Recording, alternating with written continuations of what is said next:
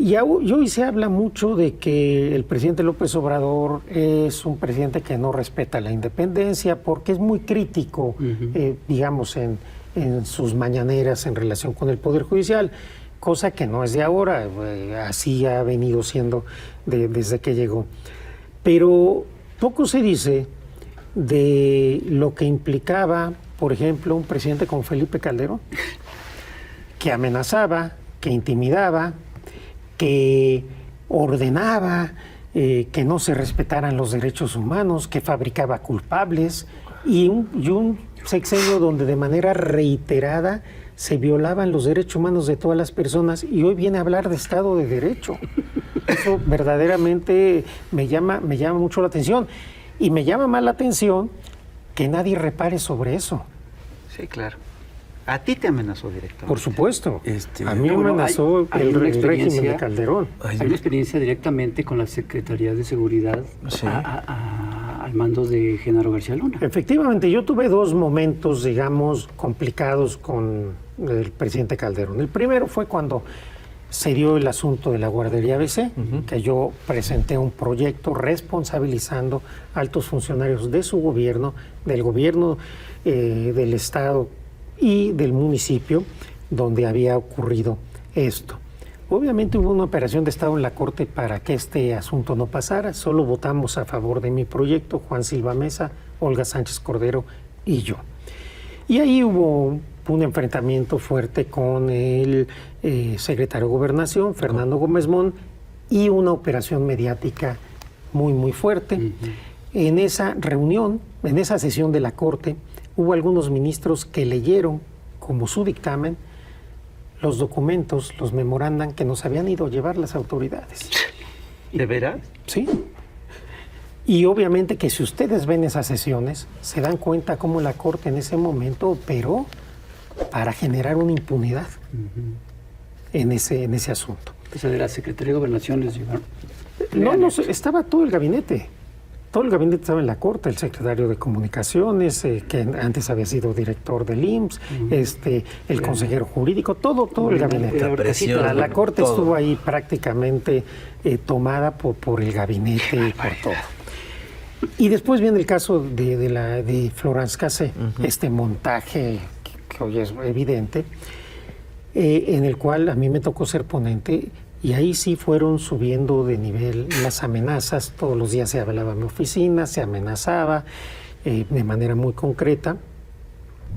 Y en algún momento, un domingo, yendo yo con mi familia, pues de repente se nos cierran 3 camionetas de la Policía Federal. A un magistrado de la Suprema Corte. A un ministro de funciones de la Suprema Corte le hicieron. Se baja con armas largas, yo venía con mi familia, y se nos quedan apuntando como 10 minutos. No conformes con eso. ¿Sin decir nada? Sin decir nada. Eso te iba a preguntar. No, era el mensaje, intimidar. Y después sí, diciendo. Se metieron a mi casa. Estando yo con mi esposa, no nos dimos cuenta esa noche. Se robaron todo lo que tenía que ver con mi computadora, mis unidades USB, mi disco de respaldo. Supongo que buscando algo que obviamente no iban a encontrar. Pero allí estaba clarísimo, te pudimos haber matado, nos metimos a tu casa, nos robamos lo que quisimos. Esto a un ministro en funciones Es una barbaridad. nunca había sucedido y es el mayor atentado a la independencia judicial, a la separación de poderes. Totalmente. Y tan supo Calderón, que hoy dice que no sabe, que Es que ya no sabe nada. él ya no sabe nada. Él ya no se enteró de nada.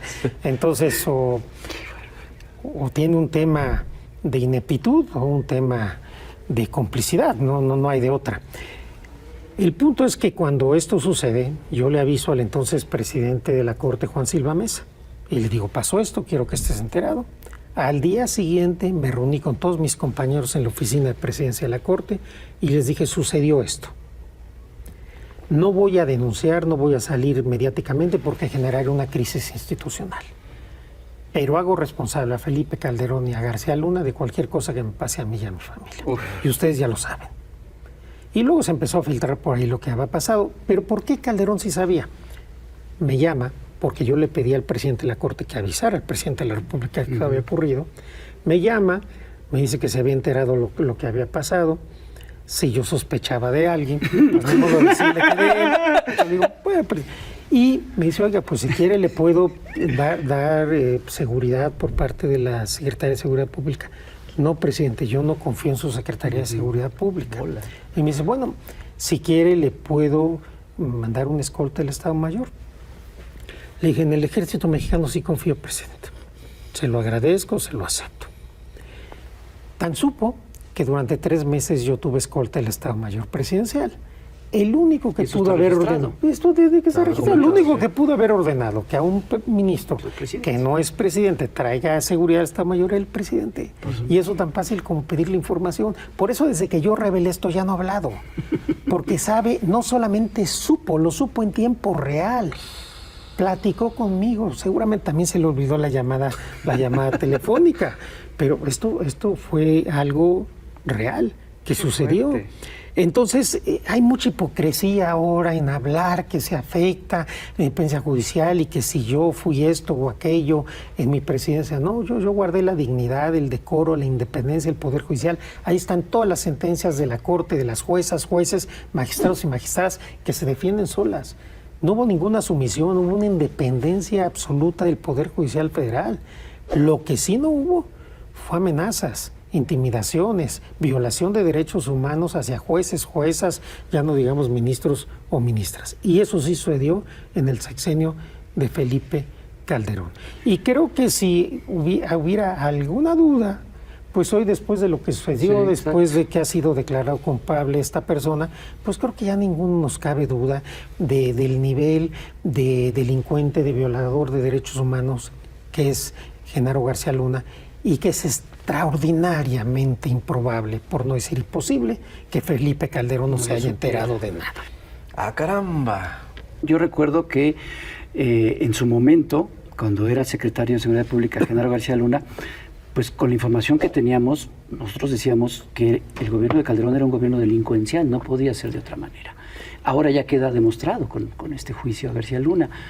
¿Cómo puede trabajar el Poder Judicial con un gobierno así, con estas cosas que nos estás contando? Yo me he referido que el gobierno de Felipe Calderón fue el crimen institucionalizado. Así es. Definitivamente se dio una violación generalizada de derechos humanos. No había no solo el cuidado de que no se violaran, sino eran irrelevantes. Muchas desapariciones forzadas, mucha gente que fue privada de la vida en operativos. Una guerra absurda en donde casi no había heridos, había solo muertos, donde tenían un testigo protegido, secreto o anónimo que había estado en todos los asuntos de todos los carteles, y en la misma persona, que no sé al final si existía o no, era el testigo que estaba en todos los juicios. Pero también una cosa, esto no hubiera sido posible si no hubiera habido sentencias del Poder Judicial que avaló esas violaciones a los derechos humanos. Por eso cuando yo llego de ministro, trato de empezar a hacer diferencia para generar criterios distintos. Y a partir de ahí es que empezamos a tener un debido proceso en México y empezamos a tener resoluciones de la Corte y de los jueces garantistas que protegen a las personas de estas fabricaciones, de la tortura, de tanta injusticia, porque nuestro sistema penal es profundamente injusto. Hay miles de personas inocentes en la cárcel y la mayoría de ellas son pobres. Y cuando se trata de mujeres es todavía más crítico, más lamentable, más triste, porque tenemos un proceso penal y un sistema penal y un sistema carcelario muy descompuesto.